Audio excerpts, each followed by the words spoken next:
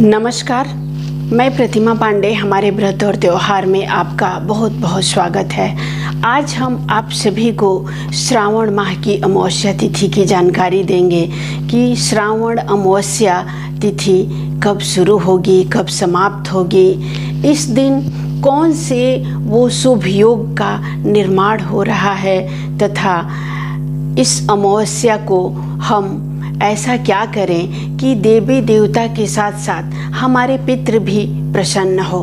ये जानने से पहले आप हमारे व्रत और त्यौहार को सब्सक्राइब करें, लाइक करें, शेयर करें और अगर आप हमें फेसबुक पर देख रहे हैं तो हमारे व्रत और त्यौहार को फॉलो करें ताकि आपको सभी त्योहारों की सटीक जानकारी प्राप्त हो सके और मुझे प्रोत्साहन मिल सके।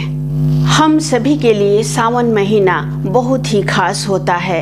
इसमें भोलेनाथ की पूजा के साथ साथ माँ पार्वती जी की भी विधि विधान से पूजा करना, उनके मंत्रों का जाप करना, कांवर लेकर जाना, जल अभिषेक करना, ये सब का महत्व बढ़ जाता है।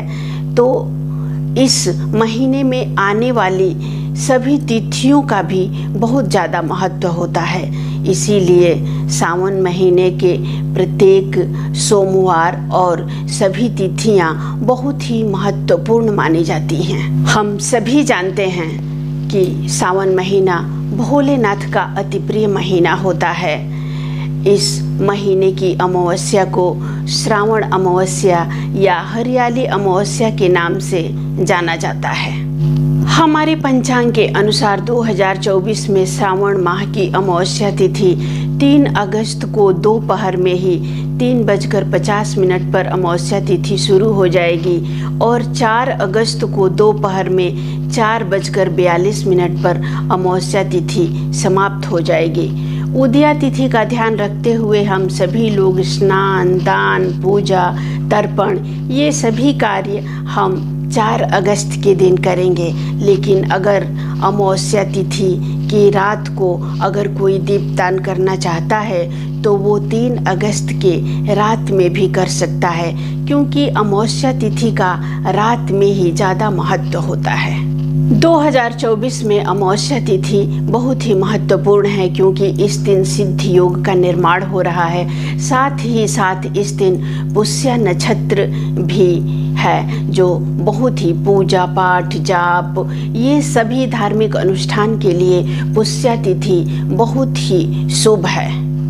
श्रावण अमावस्या के दिन आप सुबह में जल्दी उठकर नित्य क्रिया से निवृत्त होकर सबसे पहले भोलेनाथ को प्रणाम करें, उसके बाद संकल्प करें, उसके बाद सूर्य को जल प्रदान करें। सभी देवताओं की विधि विधान से जैसे नित्य पूजा करते हैं वैसे पूजा करें और इसके बाद अपने पितरों को तर्पण करें जिससे कि पितृ प्रसन्न होंगे और उसके बाद अंत में आप अपने पितरों से अपने भूल चूक के लिए माफ़ी भी मांग लें। इससे पितृ के कार्य में जो भी भूल चूक हुई हो उसे वो माफ़ कर देंगे और आपको आशीर्वाद प्रदान करेंगे। अगर आप अमावस्या तिथि के दिन भोलेनाथ की पूजा और विष्णु भगवान की पूजा के साथ साथ अगर आप पितरों को तर्पण के पश्चात गाय और कौवा को भोजन करा रहे हैं तो इससे आपकी कुंडली में अगर पितृदोष है तो वो धीरे धीरे समाप्त हो जाएगा और आपको पितरों का आशीर्वाद प्राप्त होगा।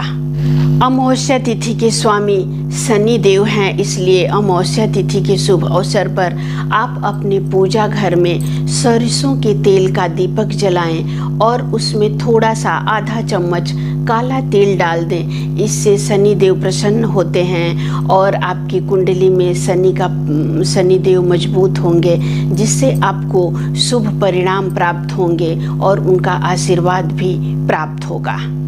अमावस्या तिथि के दिन आटे की छोटी छोटी गोली बनाकर उसे अगर आप मछलियों को खिलाते हैं तो इससे आपके घर में धन दौलत और सुख सौभाग्य की प्राप्ति होती है।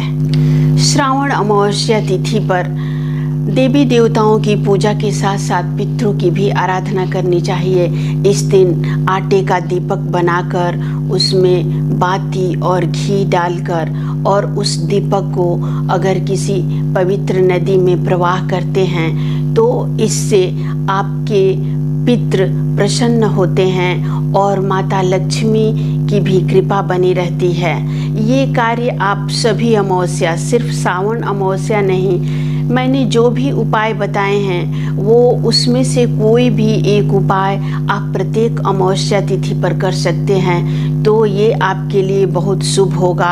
आपके पितृ प्रसन्न होंगे, देवता प्रसन्न होंगे। अमावस्या तिथि पर आप इसमें से कोई भी उपाय अगर पूरा निरंतर 1 साल 2 साल तक करते हैं तो आपके कुंडली में शनि का प्रभाव ठीक हो जाएगा, पितृ लोग शांत हो जाएंगे और आपको सभी देवताओं और देवियों के आशीर्वाद प्राप्त होंगे। ऐसा तो हम लोग बचपन से ही सुनते आते हैं कि अगर पितृ प्रसन्न होते हैं तभी देवता भी प्रसन्न होते हैं और आपको आशीर्वाद प्रदान करते हैं। इसलिए आप अपने पितृ को, देवता को, सभी को प्रसन्न कर आशीर्वाद प्राप्त करें। इसी कामना के साथ अगले वीडियो में हम फिर एक नई जानकारी के साथ उपस्थित होंगे। नमस्कार।